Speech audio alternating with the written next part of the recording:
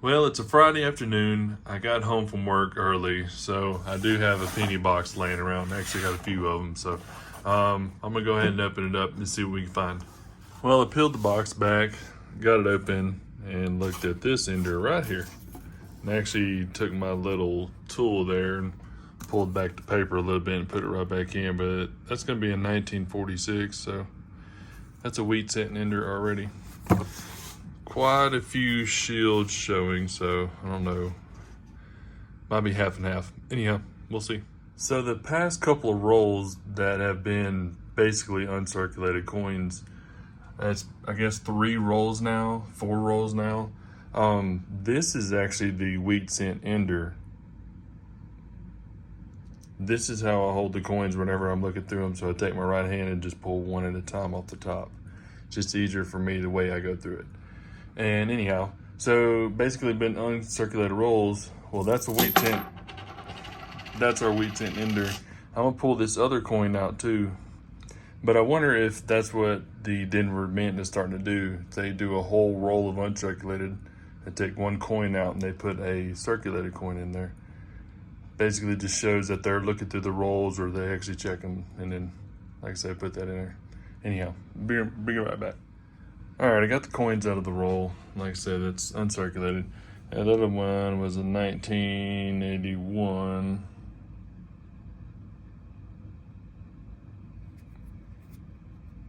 Dead center of the roll. Pretty cool that the wheat cent ender was in there. I mean,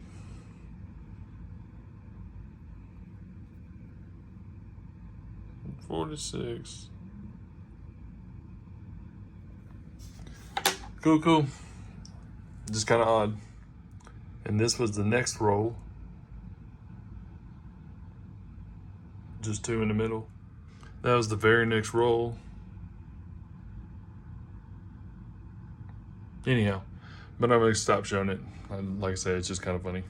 All right, I'm down 7 rolls, and then in the last roll, I pulled 2 pennies out, definitely the varieties. The 1988 Philly, we'll get to that in a second, but this 1969D.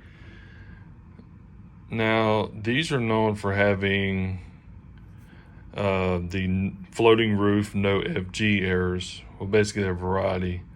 And if I put it up under the scope here, if I get it turned, there would be a bar that sits right here, basically a deeper copper bar that's holding up the roof. You go to the other side and it'd be the same thing. But it would have to have a no FG on this side also. So the FG would sit right here. And I looked through the scope as much as possible, then I had to pull out the loop and look through it, but it does have an FG there. So I guess it would be a variety with having the floating roof, which is, it's kind of common. It's still pretty cool. And then the no FG is what you're definitely looking for. And then the 1988, this would have a wide AM on the back. So on the reverse, there would be America. And on there, the A and M won't be touching. It's got a little gap in between there, but the close AM is not the variety.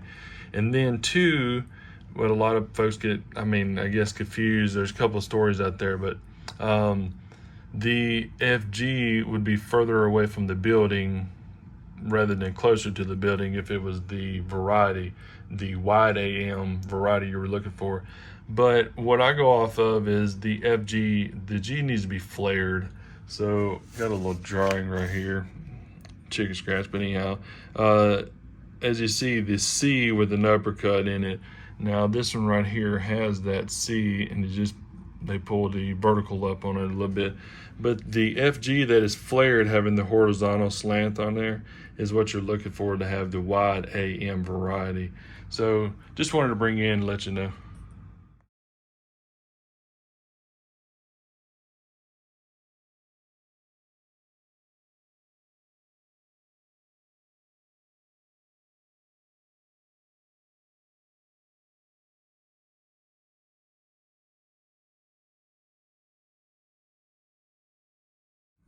Well, I'm quite a few rolls down. I just wanted to bring you in for a little update.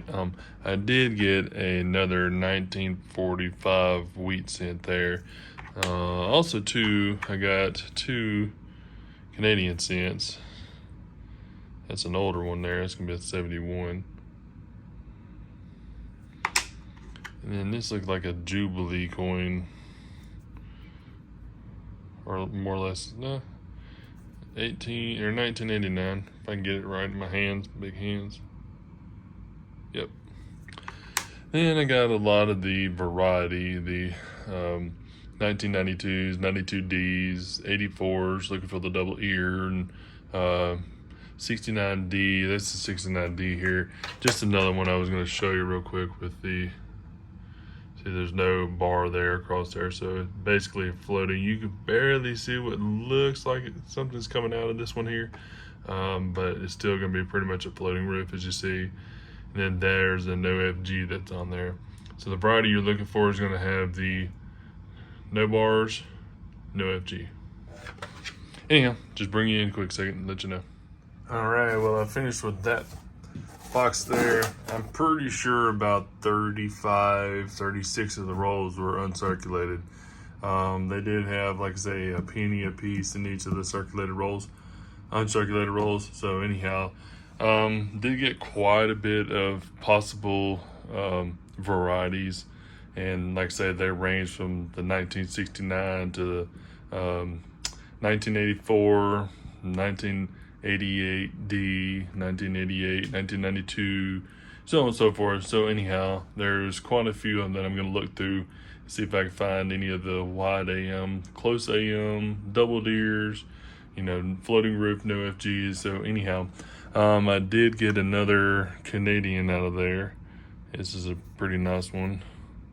It's going to be 1984. So that's the 3rd Canadian there. Got 3 more of the 1969Ds I'm going to check for to see if it's got the floating roof, no FG like I mentioned. And then a couple other oddities right here. There's 2 actually of the 2009 pennies, and I don't see a whole lot of these presidential or the early childhood 2009Ds anymore, so I'm gonna keep those out. But I will show you that one here in a second after I get all this wrapped up.